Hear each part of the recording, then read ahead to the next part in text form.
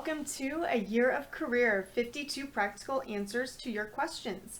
I'm Erin Wolfer, and I own and operate Career Advantage and Career Advantage Golf, where I help professionals feel more confident and prepared throughout their job search by helping them with resumes, cover letters, LinkedIn profiles, mock interviews, and personal and business websites and portfolios. But each week in this podcast, I answer one question from the public related to career development or the job search process. And this week's question is, how do you balance finding a job you love with the practicality of needing to find a job? And I think that this really depends on the stage of life that you're in. You may have more opportunities to explore as if you're younger or if you're a student. So let's start there. So first, when you're a student, a lot of times you'll have the opportunity to do an internship or job shadowing, informational interviews, things like that. So first, I would say take advantage of those opportunities if you are in a place to do so. Experiential learning is absolutely key in figuring out what you want and don't want in a career. You can learn, what you do and don't like as far as the actual tasks that you'll be doing in a job, but it also helps you evaluate different work environments, different organizations, and things like that. So doing internships is really one of the best ways to figure out what you do and don't want in a career, and can really help you or help guide you to a career that you're going to be really passionate about and that you're really going to love. So a couple of examples: when I was in my undergraduate degree program, I was studying secondary English education. And as many of you know, in education curriculum, usually the last semester students do their student teaching, which really is a full-time internship opportunity for the most part. So other programs aren't going to have something as structured as a practicum like that, but whether you do have a structured internship or practicum within your curriculum, I suggest that you definitely take advantage of internships and do them. But anyway, in my program, I had to do student teaching, and through that experience, I absolutely loved it. I taught high school English, freshman English actually, at a relatively small school close to the university that I was attending, and it was a great experience, and I thought at that time that I had picked the correct career path for me. But then, when I actually went out and got my first teaching position, and experienced that even more, experienced my own classroom in a different school district, I found that it really was not a great fit for me. And even within that first year, I decided that I was going to quit teaching. I ended up actually switching school districts. I thought maybe that would make a difference, and I taught in another school district for 2 years. But again, through that experience, I realized that that was not the career for me. It definitely wasn't a career I was passionate about or that I loved. And so, long story short, it took me a little bit of time beyond that internship or practicum and more experiences to realize what I definitely did not want to do the rest of my life, and that was to be a high school teacher. Similarly, when I was in my first graduate program, we had the opportunity to do a practicum or even an extra internship, and my practicum was at a community mental health center. At that time, my degree program was counseling psychology, and I thought that I wanted to be a mental health therapist.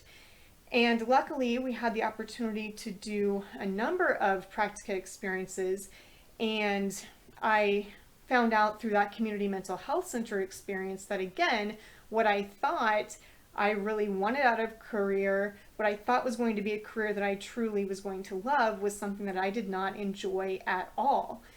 So luckily, at that same time, I was doing basically a part-time graduate position at the University Career Center, where I was doing career coaching rather than mental health counseling and therapy.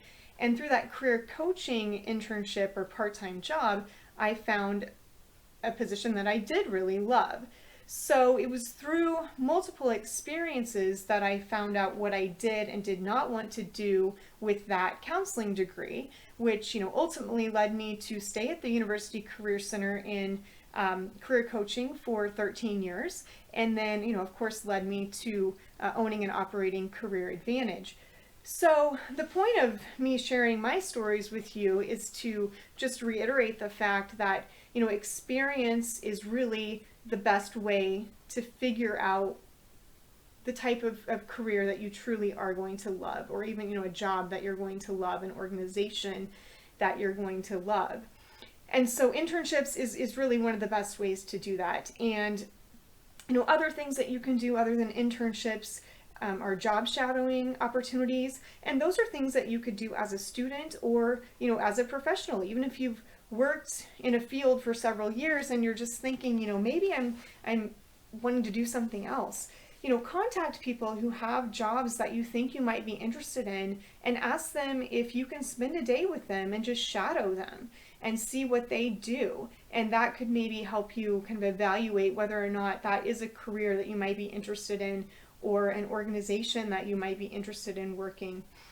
And similarly, whether you're a student or you've been working for quite some time in the professional world, doing informational interviews is another great way to figure out different types of careers that you really might be passionate about.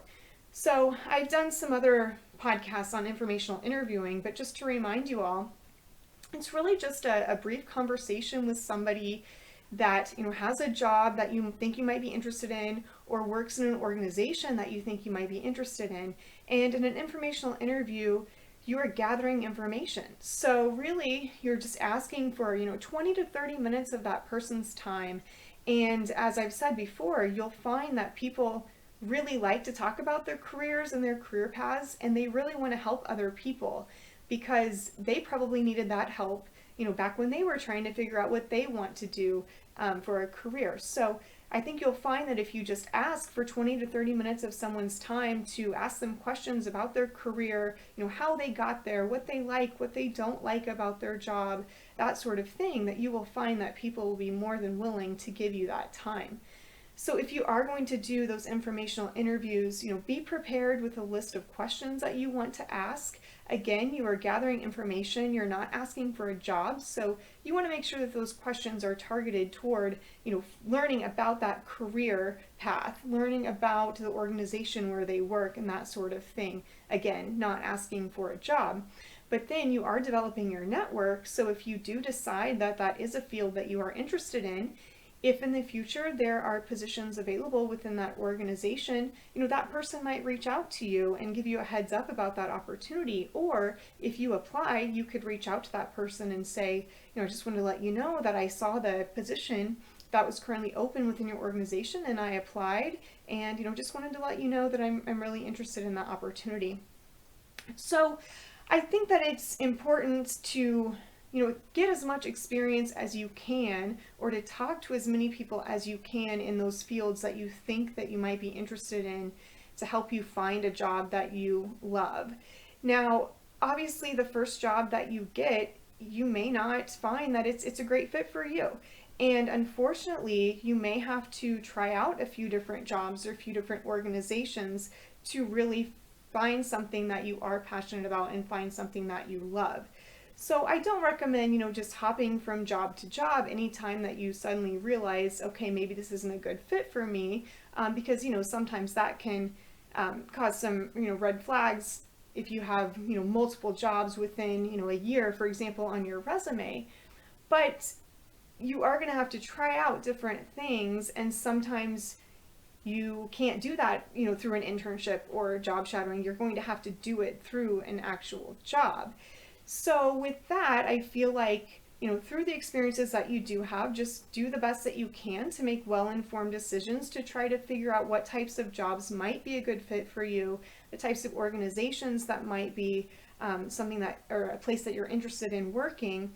And, hopefully you'll get one of those jobs and you can fully immerse yourself in that position and that organization, again, to continue to evaluate what you do and don't want as you progress through your career. So don't get discouraged if, the first few jobs that you end up getting are not, ones that you truly love, because hopefully through those experiences, through the people that you meet, through the different organizations that you're involved in, you will ultimately find something that you truly love, and then can, advance in your career and progress, and just ultimately be happy with your decision and the job that you're in. So just in short, I say just get as much experience as you possibly can to figure out what you do and don't want in a career, and hopefully that will lead to an opportunity that you're going to love. So that's all that I have for today. Again, if you need any help with your career development or an upcoming job search, you can always reach out to me. My websites are careeradvantageresumes.com and careeradvantagegolf.com. You can also follow me on social media on Facebook, Instagram, and LinkedIn. I'm at Career Advantage Resumes, and on Twitter, it's Advantage Careers. So I hope that everyone has a great week, and thank you so much for joining me today.